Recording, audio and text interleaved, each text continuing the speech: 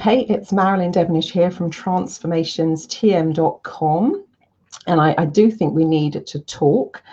Um, as soon as I kind of got wind of this kind of move around April time, this was the first thought that I had. But I also thought to myself, it will not come to this. However, I was out a couple of days ago and I saw a couple of vendors refusing cash and almost acting as though cash was no longer legal tender. And this issue that I'm going to talk to you about today, I first became aware of it 20 years ago in the work that I was doing as a relationship coach. And a number of people, namely women, would come to me. And as we got talking, they were in abusive relationships. And they would, number one, value their PIN money because sometimes their partners would allow them out to get a little side job that they didn't really think would amount to much, or they were doing things on the side to make a bit of money, and they were actually collecting a safety fund. And sometimes that safety fund would allow them to go out with friends and socialize. Sometimes that safety fund would allow them to take classes that they wanted to take. I know one woman was doing an art class, another was kind of doing like a Ciroc style dance class, which her partner would not have approved of and would not have sanctioned because it put her in touch with people outside of their circle. And if you've ever been in an abused relationship, sometimes part of the tactic is to separate you from other people. I had one client who used to come to me under the premise of being out with the girls all around at her mum's for a coffee. And so the pattern became, I remember once she got up to leave one day and I went, oh my goodness, hold on a minute, because the pattern was I would make a very strong cup of coffee before it was time to go. She would swill it a bit and make sure she's got it on her lips and a little bit in her mouth, almost like doing a coffee mouthwash, so that when she got back home and her partner said, oh, how was it, how was your mum, she would be able to say, oh, you had a really nice time, and he would smell the coffee on her breath. That's the extent that people would go to. And all of this relied upon them being able to pay for their classes, going out for a secret meal with friends. All of this relied on being able to pay for that with cash, because as soon as you use a card, that becomes traceable. And I know I was talking to a friend about it today, and he said, well, why don't they just get a separate bank account? I said, I don't think it matters how many bank accounts they've got. If their partner is in control of everything that they do, their partner will go through the post. I've had clients where their partner checks the phone bill to look for numbers that stand out that they don't recognize. Who is this? Whose number is that? Why were you talking to them for X number of minutes? And I know if you've never been in that situation, it could sound pretty outlandish. You think, well, who would put up with that? But the kind of the upside of this is if somebody has been collecting their PIN money, putting together a slush fund, putting together a collection such that they can either get out and do things, or the ultimate is they want to get away completely. Can you imagine then turning up with your cash and, let's say, the hotel, for example, saying, I'm sorry, we only accept card. The minute you put that on your card, your partner knows exactly where you are and exactly what you're doing. So so this is one of those almost hidden downsides and consequences of everything moving to a cashless society. So I was at a food stall, they refused to take cash. There was a shop I saw this week who sells what I consider to be essentials. They were putting up a sign saying we no longer accept cash. And even something as simple as my ballet class, you now have to book online and pay by card. So if, for example, the client that I met all those years ago was doing a ballet class as a way of just getting out of the house, mixing with other people, a lot of the times they're not in these classes even to talk about their life. You have no idea what's going on for them, but it's just a chance for them to get away, to do something for themselves, and to just have a regular, normal conversation with other people. So if my client was one of those people who was now going out, buying herself a little bit to eat and doing a ballet class on the side that her partner didn't know about, immediately she's going to have to give up both of those things now, because in order for her to participate, she's got to lay down a card. And as soon as she taps that card on that little sign, That's it. All hell breaks loose when that next bank statement comes in, because a partner's going to want to know what's this, and then it's game over. And oftentimes the women were punished if they were found to be doing anything outside of the set and agreed parameters. So for me, when I see all of this stuff about moving to a cashless society, look, I also get the intricacies, if you're a business, of dealing with cash. My very first job back in the day, I was 15 years old. I worked there for 5 years. I used to work in the cash office and the accounts department for what was then called Barkers of Kensington and the Harrods Group, because at the time they were in the same company. And we would sometimes take £1 million, £2 million a day on a Saturday. On a good Saturday, you take about £2.5 million. The majority of that was in cash and in checks, because this was way before everybody, there was obviously no, swipe, pay more, Apple Pay, all that kind of stuff.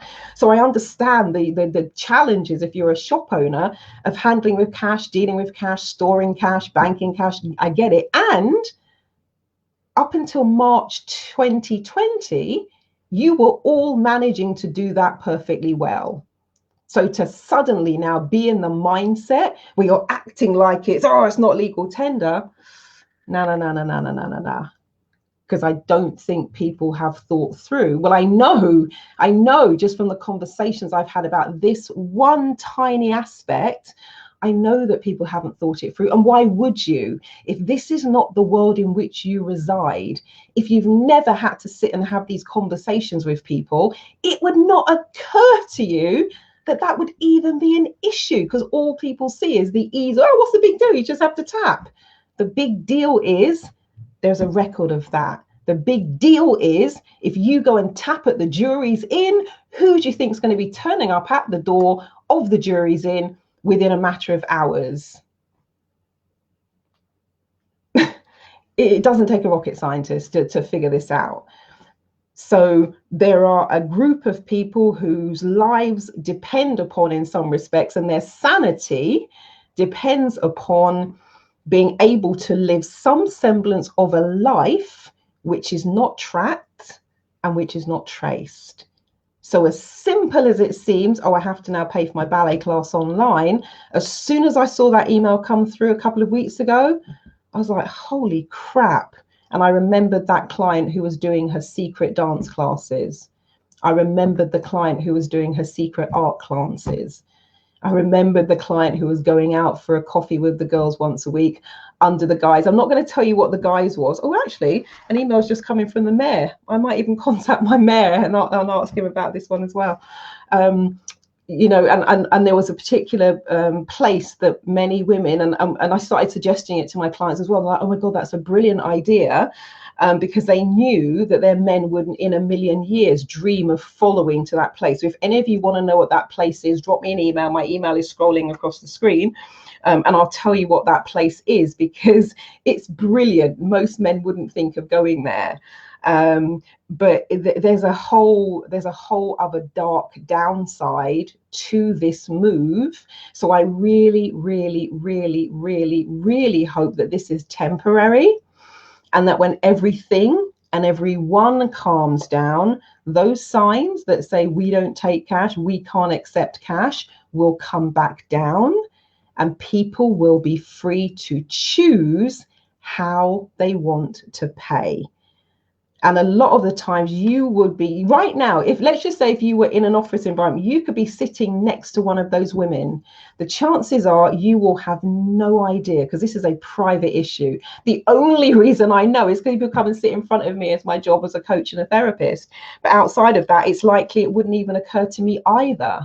So I'm not kind of saying this so you can feel bad and go, oh, I'm saying this because if it hasn't occurred to you, I just want to highlight it so it's now on your radar and you understand some of the other implications of this move. So I'm talking to a friend today saying somebody needs to do something about this. You know, when you hear that, you go, oh God, well, somebody, who could that somebody be? It's not a mantle that I'm particularly going to take on, because I don't work in the world of women's refuge and abused women, etc. I'm not saying I haven't had clients who have had that. Clearly I have, but that's not the field that I work in. But I'm at least kind of going, well, okay, do I know any journalists who could pick that story up? Does anyone know any politicians who could pick that story up? Does anyone even know any retail groups who could pick that story up? Because until you know about it, it's not an issue, because I'm not expecting people to think about it. But now you know, and now you realize the implications of that issue. For some women, it's a life and death situation. For others, it's about their daily sanity, the one thing a week they can actually look forward to, the one thing they can go off quietly and do for an hour or two, the one time where they get to escape and have a little bit of a breather and live some semblance of a normal life, even if it's just for an hour or two, standing behind a canvas or stepping onto the dance floor. Doesn't seem like much, but when your life is completely controlled, it can mean everything. So if you know anyone who could give a voice to this particular issue and a voice to this particular situation, in this instance, what I think my master plan would be, oh, let me know, and then when I get someone else, I go, oh, can you talk to that person? Drop me an email. The email is Marilyn, Marilyn, at transformationstm.com. Trance, TRANCE, formations, F for Freddy, so FORMATIONS, TM as in trademark.com. So Marilyn at transformationstm.com. It is currently going along the bottom of the screen on ticker tape, and I've put it into the description of this video. And if you happen to be watching this on YouTube, it will be in the description of the video. So yeah, I kind of think I really want to highlight this one before this thing escalates out of control, because I've put it in a couple of groups that I'm in. And the first thing I had was a retailer come back and said, well, actually, it's much easier for us to take card because it's very hard for me to get to the bank to bank the cash. And I'm like, I hear you. And you've been doing perfectly well from the year dot up until March, up until April, up until May, even up until June, even up until July, even up until August. So we already know it is possible for you to take the cash from your shop, your store, etc., and bank that cash somehow, some way. So I just hope that it goes back to in this instance, goes back to the old normal, where you can walk into any establishment and you can choose, do you want to pay by card? Do you want to pay by cash? And in the new world that I'm looking at, I also hope that there'll be an element where, hey, would you like to pay by gold? Because I think that's, I don't know that the gold standard would ever return, but I really think now there's a place for gold in the world that we're working in. But I really just hope that things go back to the way they were and we maintain that freedom of choice, because you have no idea. The woman standing in front of you in the queue, the woman standing behind you in the queue, the woman you sit next to every day in your office, the woman you see sitting opposite you if you're now commuting, that woman could be one of those women, because oftentimes you never know, because this whole situation is cleverly crafted and very well controlled, and the women themselves have to make sure that they don't give the game away, because the consequences of that can be pretty dire. So if you're watching this and you know anyone who may be able to help to raise this as an issue, because if people don't know, they're not even thinking about it, and I wouldn't expect them to think about it, because why would you? But once you start to think about it, the implications are vast. The same could be said of young girls who are being abused, etc., who, want to get away, want to take themselves to a new situation. They want to leave a relationship. And now this just puts up another barrier, which actually makes freedom of movement somewhat insurmountable. Because can you imagine, then you want to go and get a train to somewhere and you turn up at the station, you can only pay by card. Your partner immediately knows where to find you and immediately knows, okay, let's try and figure out from here where they're going. It's just huge. It is absolutely huge. If you're driving, you turn up at the petrol station, you try and go and pay the person cash behind the window. I'm sorry, we only take card. Your partner immediately knows at least where your starting point is. And you have no sense of safety. So I really, really, really, really, really want to highlight this one and make some moves to ensure that the reactions that I've seen the last couple of days I'm out when people try to pay with cash are not where we remain in this world, and it's not how we move forwards. So that's all I wanted to say on the matter. If you know anyone who can help, please feel free to put them in touch, send them this video, send them my email. Would love to talk to them and just see how we give this one a bit more of a voice, because I think it's really, well, I know it's really important. From the women I've sat in front of over the past 20 years, I know the seriousness of this particular issue. So thank you so much for watching. And if you know anyone who can help, please feel free to send this video to them. Please feel free to share. And if you know any women in that situation, or you are one of the women in this situation, I would love to speak to you too, confidentially, of course, because I want to hear your take on it.